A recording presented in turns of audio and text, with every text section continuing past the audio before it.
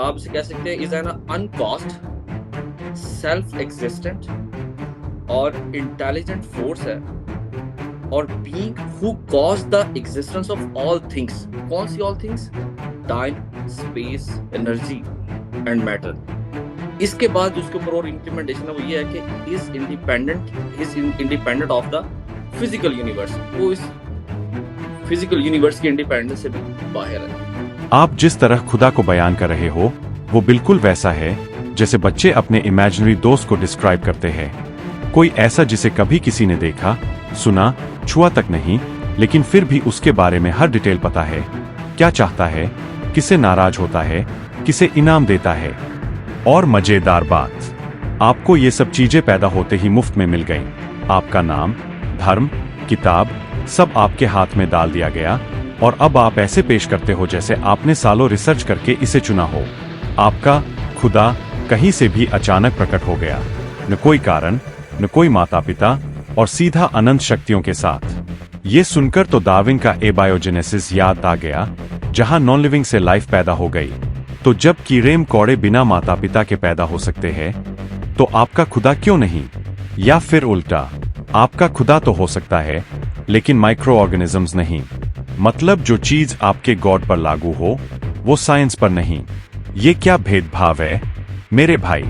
और ये दावा कि खुदा ने टाइम बनाया, जरा सोचो, समय कोई बोतल में भरने वाली चीज नहीं है। ये बस एक मापने का तरीका है, जैसे रूलर लंबाई मापता है, क्लॉक समय मापती है। पृथ्वी हजारों लाखों सालों से घूम रही थी, मौसम बदल रहे थे, लोग जी रहे थे, बहुत पहले से, जब तक इंसानों ने दिन घंटे सेकंड गिनना शुरू नहीं किया था। थर्मोमीटर टेम्परेचर नहीं बनाता, बस मापता है। वैसे ही घड़ी समय नहीं बनाती, बस गिनती है। साइंस कहती है बिग बैंग के साथ टाइम, स्पेस, मैटर शुरू हुए, और उससे पहले कोई समय नहीं था। पर सोचो, अगर सच में समय नहीं था तो बिग बैंग हो कैसे गया? कोई भी घटना होने के लिए पहले और बाद चाहिए, और वही तो समय है। सच तो ये है कि वो बस इस यूनिवर्स की क्लॉक का स्टार्ट पॉइंट था, न कि पूरे अस्तित्व का पहला सेकंड। जैसे आप स्टॉप वॉच रीसेट करते हो, पहले का समय मिट नहीं जाता, बस उस स्टॉप वॉच पर दिखाई नहीं देता। और वैसे भी समय तो रिलेटिव है। मॉरिशस में 12 बजे है, तो इंडिया में 1:30। जब धरती पर ही समय एक नहीं है, तो इसे एब्सोल्यूट मानना ही बेवकूफी है।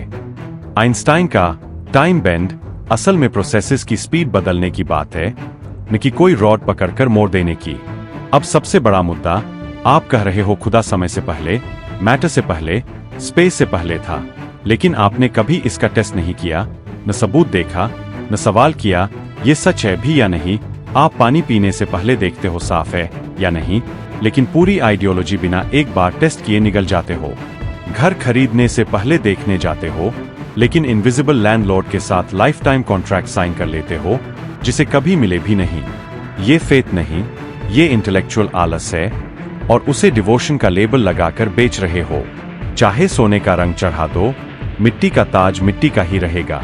तो हाँ, आप खुदा को चाइल्डहुड दोस्त की तरह डिस्क्राइब करते रहो, ये उतना ही प्यारा है जितना किसी 5 साल के बच्चे को सुनना कि सेंटा क्लॉज पूरी दुनिया में एक रात में डिलीवरी करता है।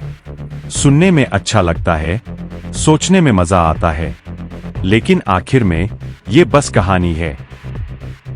और एनर्जी और मैटर्स नहीं है, और उसके ऊपर ये चीजें इंप्लीमेंट नहीं होती। उसकी मर्जी है, वो जो चाहे वो जो करे। आप और मैं कौन होते हैं उस पर फिंगर आगे करने वाले? हमारी औकात, हमारी बसात, इंसान के सेरेब्रम की औकात ही नहीं है। जब से इंसान बने, आप क्रिएटर है वो इस यूनिवर्स को तख्लीक करने से पहले किस डायमेंशन के अंदर, किस फिजिकल स्पेस के अंदर या टाइम के अंदर था? क्योंकि स्पेस और टाइम तो 13 अरब 80 करोड़ साल पहले बिग बैंग के नतीजे में वजूद में आए। तो ला महला आपका जो क्रिएटर है वो टाइम और स्पेस की क्रिएशन से पहले एग्जिस्ट करता है। और ये भी बताइएगा कि आपका जो क्रिएटर है वो उसने इस टाइम और स्पेस को कैसे क्रिएट किया? ओवैस इकबाल अपनी पॉडकास्ट में पूछते हैं कि जो अनकॉस्ट क्रिएटर है वह यूनिवर्स को बनाने से पहले किस जगह रहता है था, क्योंकि उनकी बुआ साइंस ने बता दिया कि यह यूनिवर्स जिसके अंदर ही टाइम, स्पेस और मैटर है, आज से कोई 13.8 बिलियन साल पहले बना। मतलब उसके पहले कोई स्पेस नहीं था, टाइम नहीं था, लेकिन बिना स्पेस के सिंगुलैरिटी थी। अगर कोई इनसे सवाल पूछे तो यह अपनी बुआ साइंस का रेफरेंस दे उसका मजाक बना देते हैं, लेकिन इनके पास कोई जवाब होता नहीं है। अपनी बुआ साइंस की अंधभक्ति पे इनको विश्वास है, लेकिन कोई और बोले यही बात तो वह जाहिल गवार है और अंधभक्त है। इधर मैं किसी आसमानी किताबों वाले इंसानों के बनाए खुदा की बात कर रहा हूं, सनातन की नहीं, जो इटरनल है, जिसको बनाया नहीं गया, जो सत्य है, बिल्कुल यूनिवर्सल लॉस की तरह। कोई भगवान खुदा गॉड नहीं है जो असीमित शक्तियों का मालिक हो। कोई है जो सुपर इंटेलिजेंट क्रिएटर है। उसकी शक्ति उसकी बुद्धि और ज्ञान में निहित है। उसको कोई इबादत की जरूरत नहीं है। उसने ने कभी नहीं बोलो तुम उसकी इबादत करो, वह तुम्हारी रक्षा करेगा। Now you have listen to Owais Iqbal कितनी होशियारी से कितना मूर्खतापूर्ण सवाल पूछ रहे हैं। इनकी अंधभक्ति इस्लाम से निकल के अब इनकी बुआ साइंस का दामन थाम चुकी है। कोई लड़के आशिक होते हैं, उनका हिसाब लड़कियों के लिए ऐसा होता है, एक गई एक और आएगी। उनको सिर्फ आशिकी से काम है, लड़की कोई भी हो। अब सुनिए, इस यूनिवर्स में जो कुछ भी वजूद में है उसका कोई कारण या क्रिएटर जरूर है। लेकिन ओवैस इकबाल ने बोल दिया तुम अपने अल्लाह की अंधभक्ति करो, हम अपनी बुआ साइंस की करेंगे। आजकल वे अपनी बुआ साइंस की अंधभक्ति में दिन गुजर रहे हैं। उनकी बुआ साइंस और वो झबरे बालों वाला साइंटिस्ट जिसकी कॉपी अपने राहुल गांधी भी है, जो कुछ भी बोल के सॉरी बोल देते हैं। अल्बर्ट आइंस्टीन ने भी पहले बोल दिया यूनिवर्स हमेशा से है और स्थिर है। लो कर लो बात भाई, उनकी दुश्मन वह बड़ी सी टेलीस्कोप आ गई और अपने हबल ने बोल दिया क्या बात करते हो भाई, यह सब गैलेक्सीज तो भाग रही है, पकड़ लो वरना कुछ भी नहीं दिखेगा। अल्बर्ट आइंस्टीन ने प्रेस कॉन्फ्रेंस करके माफी मांगी। अभी ये JWST नई मुसीबत ने ना जाने कौन से राज खोल दिए। सारे के सारे साइंटिस्ट्स अब नई थ्योरी लिखने लगे हैं। ओवैस इकबाल ने भी मोहर लगा दी, हम तो नास्तिक एथिस्ट है, अल्लाह गॉड को नहीं मानते, आजकल नया ट्रेंड है। डार्विन की एवोल्यूशन थ्योरी में तो नेचुरल सिलेक्शन कहा था। अब कोई समझाए, ना नेचुरल सिलेक्शन को किसी ने देखा, ना टाइम को किसी ने देखा और ना ही खुदा को किसी ने देखा। खुदा का नया नाम नेचुरल सिलेक्शन, मतलब एक नया रिलीजन साइंस और गले में पड़ गया। नास्तिक हो एथीइस्ट हो, बोलो नेचुरल सिलेक्शन, कुछ मॉडर्न लुक आ गया। डिपेंड होना पड़ा तो क्या, कभी नेचुरल सिलेक्शन से पानी एवापोरेट होने के बाद कंडेंस होके चिल्ड बियर नहीं बनती। फिर से भेदभाव, पहले अल्बर्ट आइंस्टीन ने टाइम को जगह जगह बेंड कर दिया, पर कैसे? उसके लिए उन्होंने टाइम भी अलग अलग बना दिए। कुछ भी थ्योरी बना दो, पता किसको चलेगा। टाइम को भी पैदा कर दिया। धरती रो रही है कि इंसान कुछ ज्यादा ही होशियार हो गया, जिधर से मर्जी अपने साल बना के शुरू हो गया। यह मेरी उम्र को गिन भी नहीं सकता, आज तक सिर्फ अंदाजा लगता है। जितना डिफरेंस मेरी एज के अंदाजे में करते हैं, उतने साल मानव सभ्यता की उम्र से भी ज्यादा है। अब इन स्टीफन हॉकिंग की भी सुनिए। एक दिन 1960 में कई फिल्म में रिवाइंड देख लिए, फिर क्या था उन्होंने सोच लिए इस यूनिवर्स को रिवाइंड करके देखता हूँ, फॉर्मूला फिट किया और ले गए यूनिवर्स को सिंगुलैरिटी पे। हो गई भैंस की तीन टांग। सिंगुलैरिटी पे पहुंच तो गए, लेकिन आगे रिवर्स करने के लिए स्क्रिप्ट ही नहीं थी। अभी इनसे पूछो कभी पैदा होने के बाद साइंस किसी भी तरीके से इंसान को, पेड़ को, कुत्ते को, बिल्ली को वापस गर्भ में डाल सकता है? नहीं।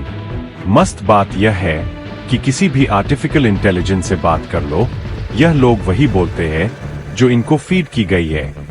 बिल्कुल वैसे ही जैसे आप कुरान से कोई सवाल नहीं कर सकते, आप साइंस से भी कोई सवाल नहीं कर सकते। फिर किस मैथ्स की कैलकुलेशन से स्टीफन हॉकिंग्स यूनिवर्स को रिवर्स करके वीडियो रिवर्स टेक्नोलॉजी से यूनिवर्स बिग बैंग क्रिएट कर दिया। साइंस की proven theory matter can never be created और destroyed, only can be transform की माँ बहन एक कर दी। और ओवैस ने कस के इसको पकड़ लिया और अपनी भक्ति शुरू कर दी। खुद ही बड़े फख्र से बताते हैं कि उनकी बुआ साइंस इधर आके रुक जाती है क्योंकि फिजिक्स के लॉज ब्रेक कर जाते हैं। और सिंगुलैरिटी के पहले क्या था साइंस को कुछ नहीं पता। यह वैसा ही हुआ, हवाई जहाज को उड़ाया और फ्यूल नॉब को बंद कर दिया और हवाई जहाज उड़ना भूल के ग्रेविटी के प्यार में गिर गया। पायलट बोला हमें नहीं पता क्यों, अरे भाई, अगर फिजिक्स के लॉस सिंगुलैरिटी पे आके फेल होते हैं, यानी यह रिवाइंड थ्योरी बिल्कुल वाहियात है। वैसे ही जैसे हवाई जहाज का फ्यूल बंद होने पे उसके गिरने के कारण का पता ना होना।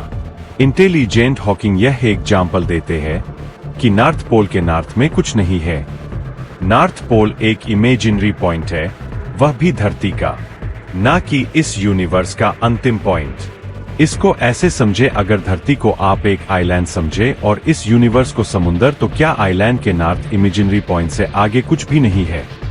यही कुएं के मेंढक जैसी सोच इनको यह बताती है कि सिंगुलैरिटी से पहले कुछ नहीं था या पता नहीं क्या था।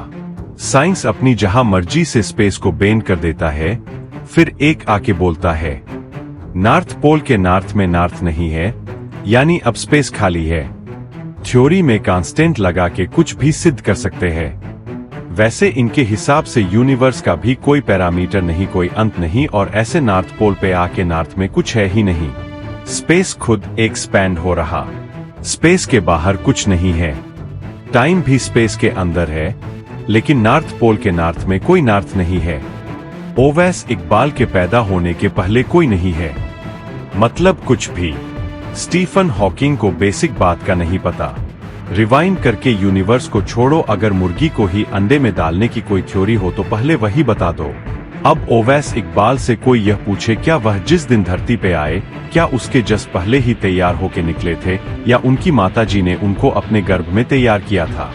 क्या उसके बाद आप बड़े थे कि जितने आज दिखते हैं उतने ही निकले थे?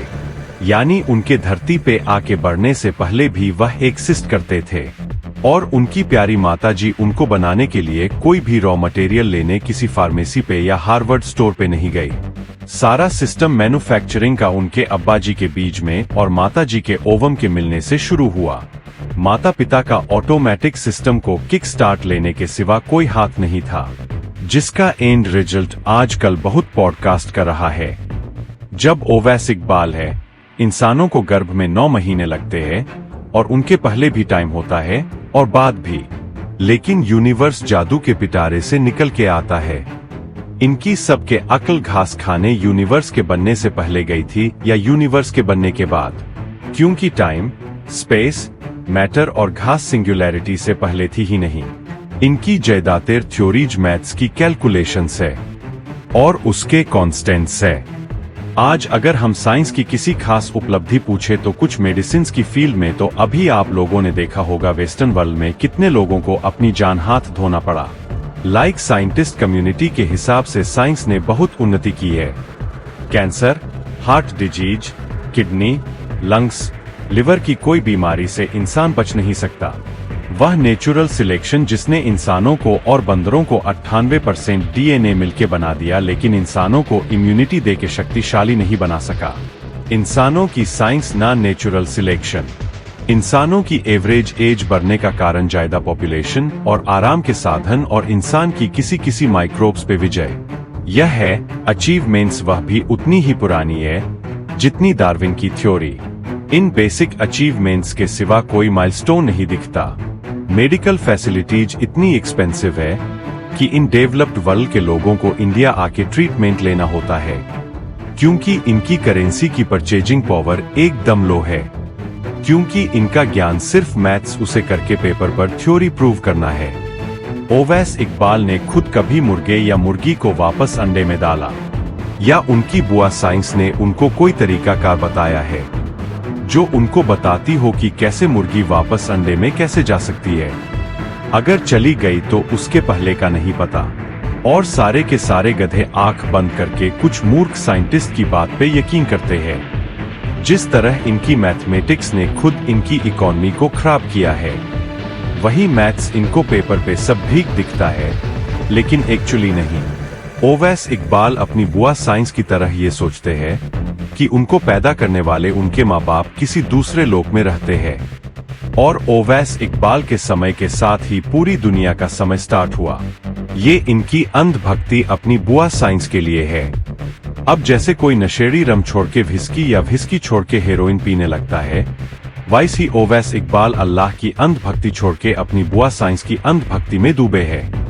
कभी उन्होंने पूछा मकड़ी से कि कैसे यह जाल बुना, रॉ मटेरियल किधर से लाई। जैसे किसी भी इंसानों के बनाए धर्म के खुदा को कुछ नहीं पता, वैसे ही साइंस को भी कुछ नहीं पता। कुछ पॉइंट मैं ऐड करता हूँ इनकी इकोनॉमिकल मैथमेटिक्स पर, जो इनके हिसाब बिल्कुल ठीक है। आइए देखते हैं। 1 अमेरिकन डॉलर से आप 85 भारतीय रुपया खरीद सकते हैं। भारतीय 85 रुपया इतने रुपए से 3 किलो टमाटर खरीद सकता है, लेकिन 1 अमेरिकन डॉलर सिर्फ आधा किलो टमाटर ही खरीद सकता है। अब इनका समझाया हुआ गणित कहता है अ बी और बी डी, इसलिए अ डी। अब इसको फार्मूले में देखते हैं। 1 अमेरिकन डॉलर आधा किलो टमाटर 85 रुपए, 1 अमेरिकन डॉलर्स। बी 85 रुपए, सी आधा किलो टोमेटो, डी 3 किलो टमाटर। 1 अमेरिकन डॉलर 85 रुपए, लेकिन आधा किलो टमाटर 3 किलो टमाटर के बराबर नहीं होते।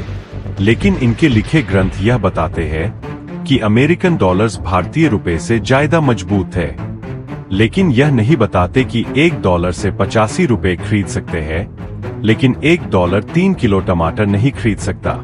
फिर कैसे डॉलर स्ट्रॉन्ग है और रुपया कमजोर? यह सिर्फ इनकी कैलकुलेशन में सही है। कम बच्चे पैदा करके यह कॉस्ट कटिंग का ज्ञान देते हैं, जबकि डार्विन की इनकी थ्योरी ज्यादा बच्चे पैदा करने वालों को सर्वाइवल के लिए सही मानती है। और सिंपल इकोनॉमिक्स भी यह बताती है कि ज्यादा हाथ ज्यादा काम और ज्यादा मुंह तो ज्यादा डिमांड। लेकिन इनकी अधिकतर थ्योरीज मनगढ़ंत होती है या कॉपी कैट।